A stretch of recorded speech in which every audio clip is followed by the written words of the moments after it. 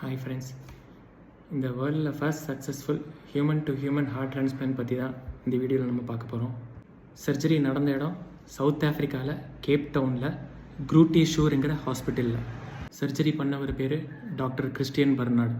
December 3, 1967 Denise டேர்வெல்ங்கிற ஒரு பெண்மணி, 25 வயசான டென்னிஸ் டேர்வெல்ங்கிற பெண்மணி கார் ஆக்சிடென்ட்னால் பிரெயின் டேமேஜ் ஆகி க்ரூட் ஷூருங்கிற ஹாஸ்பிட்டலுக்கு கொண்டு வரப்படுறாங்க. அதே சமயத்தில் 53 வயசான லூயி வாஷ்கென்ஸ்கிங்கிறவர் க்ரானிக் ஹார்ட் டிசீஸ்னால் ஹார்ட் டிரான்ஸ்பிளான்ட்டுக்கு வெயிட் பண்ணிகிட்டு இருந்திருக்காரு. டென்னிஸ் டேர்வெல்ங்கிற ஒரு பெண்மணி பிரெயின் டெட்னு டிக்ளேர் பண்ணுறதுக்கப்புறம் அவங்களோட அப்பா கிட்ட பர்மிஷன் வாங்கிட்டு லூயிஸ் வாஷ்கென்ஸ்கிக்கு ஹார்ட் டிரான்ஸ்பிளான்ட்டு பிளான் பண்ணுறாங்க.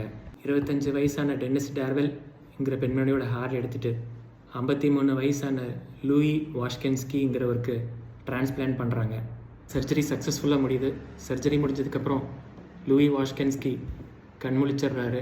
கான்ஷியஸ் ஆகிட்டு பக்கத்தில் இருக்கிறவங்ககிட்ட எல்லாம் பேசுகிறாரு. அவங்க ஒய்ஃப்கிட்டையும் ரிப்போர்ட்டர்ஸ் கிட்டெல்லாம் நல்லா பேசுகிறாரு. லூயி வாஷ்கென்ஸ்கிக்கு பொருத்தப்பட்டுள்ள ஹார்ட் ரிஜெக்ட் ஆகாமல் இருக்கிறதுக்கு வேண்டி அவருக்கு இம்யூனோசப்ரெசன்ஸ் எல்லாம் ஸ்டார்ட் பண்ணுறாங்க. இம்யூனோசப்ரெசன்ஸ் ஸ்டார்ட் பண்ணுறதுனால அவருக்கு நோய் எதிர்ப்பு சக்தி கம்மியாகி ஆப்ரேஷன் பண்ணி 18வது நாள் உயிரிழந்துடுறாரு.